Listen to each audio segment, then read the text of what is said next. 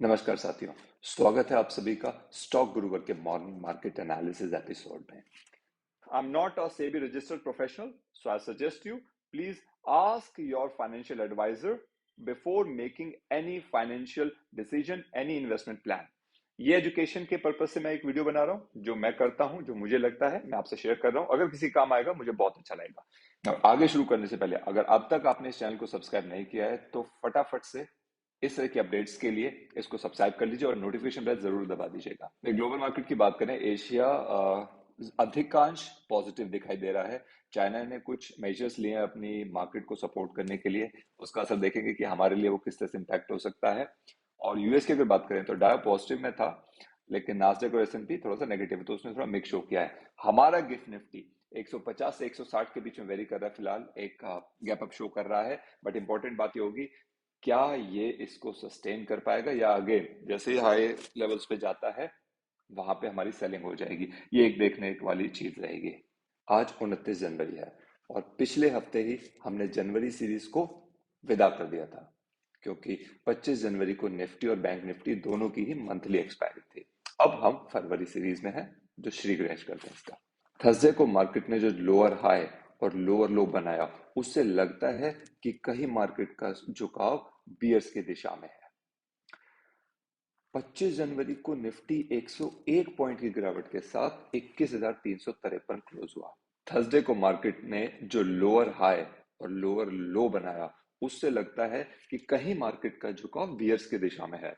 25 जनवरी को Nifty 101 point की गिरावट के साथ 21,353 पर क्लोज हुआ है। अगर निफ्टी ऊपर की डायरेक्शन में एक पॉजिटिव डायरेक्शन में मूव करना शुरू करता है तो इसका चार्ट देखकर मुझे लगता है, मेरा अनुमान है कि निफ्टी का पहला रेजिस्टेंस 21,372 पे हो सकता है।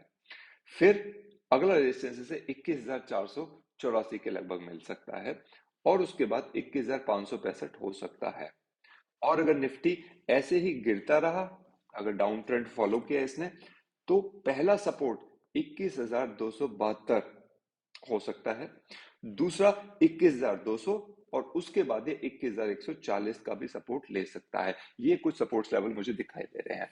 देखिए, 21,000 का लेवल नजदीकी होगा अगर इसने अपना डाउन ट्रेंड कंटिन्यू किया, और अगर सेलिंग प्रेशर और बढ़ा तो कहीं ना कहीं मुझे लगता है कि हमें 20,900 से 20,500 के लेवल भी देखने पड़ सकते हैं। पिछले हफ्तों की चाल से निफ्टी क्लियरली बियरिश झुकाव दे रहा है, और जब तक निफ्टी 21,500 को क्रॉस नहीं कर लेता मुझे कोई ट्रेंड रिवर्सल नहीं दिख रहा है।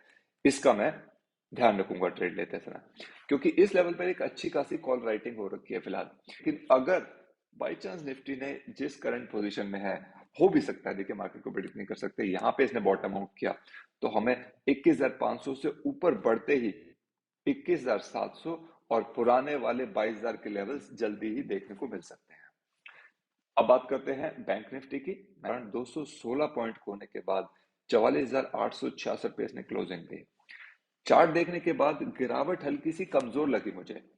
बियरिश तो लग रहा है ये, नो डाउट, लेकिन डाउन ट्रेंड की स्ट्रेंथ मुझे थोड़ी फीकी लग रही है दोस्तों। इमीडिएट सपोर्ट और रेजिस्टेंस की अगर बात करें तो देखिए 45,500, पहले भी मैं आपसे बात कर चुका हूं कि मेरे हिसाब से ये एक 45,500 का एक बड़ा रेजिस्टेंस लगता है फिलहाल के लिए। अप ट्रेंड के लिए इस लेवल का ब्रेक होना बहुत इंपॉर्टेंट है। सपोर्ट की बात करें तो 44,500 पे पहला सपोर्ट ले सकता है, इंपॉर्टेंट सपोर्ट है। इसके बाद 44,372 भी हो सकता है अगर इसने नीचे ट्रेंड शो किया। और ऊपर की तरफ भी अगर बात करें तो देखिए 44,931 इसका एक इमीडिएट रेजिस्टेंस मुझे देखने को लग रहा है कि शायद ये इमीडिएट रेजिस्टेंस यहाँ पे शो करें। तो पुट कॉल रेशो की अगर बात करूं तो देखिए टेक्निकल एनालिस्ट के अनुसार ये पहले 0.92 था और अब ये 1.04 हो गया है।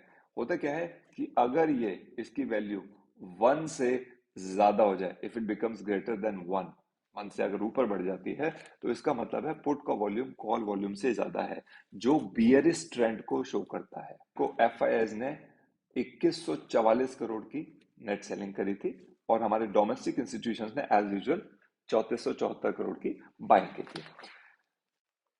एक इंपॉर्टेंट न्यूज ये है कि एलआईसी को एचडीएफसी में अपना स्टॉक बढ़ाने की खबर का क्या असर होता है, ये हमें देखना पड़ेगा। बैंक के शेयर प्राइस पर और अल्टीमेटली मार्केट पर भी आज इसका असर देखने को मिल सकता है, क्योंकि एचडीएफसी निफ्टी 50 में सबसे अधिक वेटेज रखने वाला शेयर है।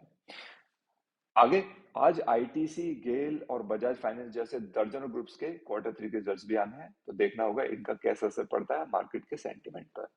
हम बजट के काफी करीब पहुंच चुके हैं, ये इंपॉर्टेंट वीक है, इसलिए वहां भी नजर बनाए रखनी होगी हमें। जबकि मुझे लगता है कि यह बजट पॉजिटिव होगा, क्योंकि देखिए आम चुनाव आने वाले हैं, तो मुझे नहीं लगता कि करंट गवर्नमेंट इस पे कोई भी रिस्क लेना चाहेगी।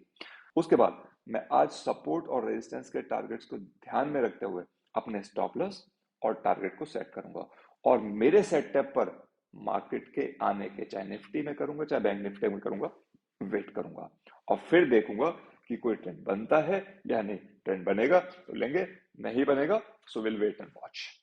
दोस्तों, आपको क्या लगता है, आपके हिसाब से मार्केट का सपोर्ट और रेजिस्टेंस क्या हो सकता है, किस डायरेक्शन मूव कर सकता है? आप अपने व्यूज भी कमेंट्स में शेयर कर सकते हैं। आशा करता हूं आपका आज का डे बहुत अच्छा रहेगा। नमस्कार।